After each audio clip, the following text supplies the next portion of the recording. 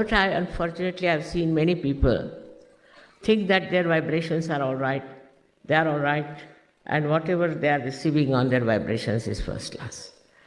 Now, how to correct that point is very difficult. It comes from ego. When you have ego, you can never find anything wrong with you. And even if the vibrations are telling you something, it might be somebody else who is telling you something. Because you are not there, your ego is there.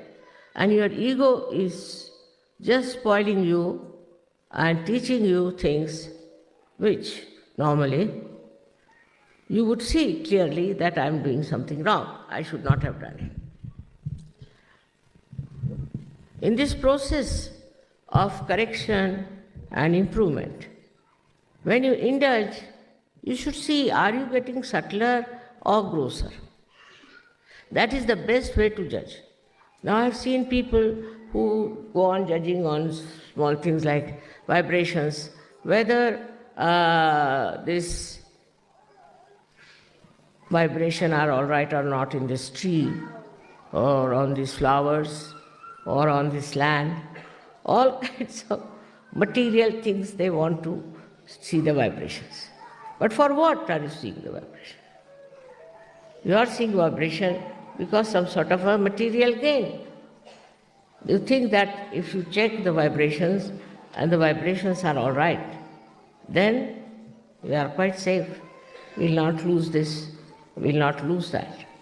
It's not true, because vibrations are not meant to judge all these worldly things and worldly matters. It's absolutely cheapening the vibrations. You should not cheapen them. Because vibrations can suggest things which may be detrimental to your growth very much. Once I wanted somebody to go somewhere, so he said, I didn't go, mother. I said, why? Because I saw the vibrations were very bad. I said, that's why I asked you to go. If the vibrations were good, what was your use going there? That's the reason I asked you to go there, so that you could help. But before that, you judged yourself, judged your vibrations, and then you didn't want to go. So what happens? We want to have an easy, cozy life. And all our problems must be solved by Sahaja, otherwise we think Sahaja is of no use. Whatever is our desire must be fulfilled. So now the desires are mostly personal. My child is not well, so the child should go. My husband is misbehaving, the husband should go. Or I have no house, so I must get a house. See how we are moving our mind. It's still on a very consumer society, as they call it. We are all the time thinking now, I should have a son now instead of a girl, and you get a son, then you blame Sahaja for that. Anything that according to your desire doesn't work out, then you think it's Sahaja which has done the harm, and you are suffering because of Sahaja. Or this faith in Sahaja gets little moving, or we can say in a way, it's not that deep. But if you are deeply embedded in Sahaja, then what happens? What may come, I will be a Sahaja.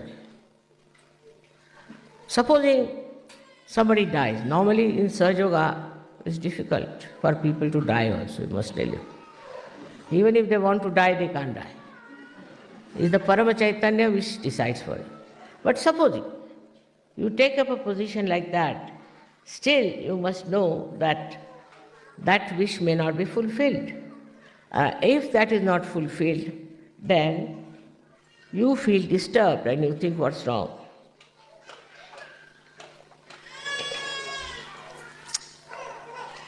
But your wish is not the wish of God Almighty. While Param Chaitanya is the wish of God Almighty,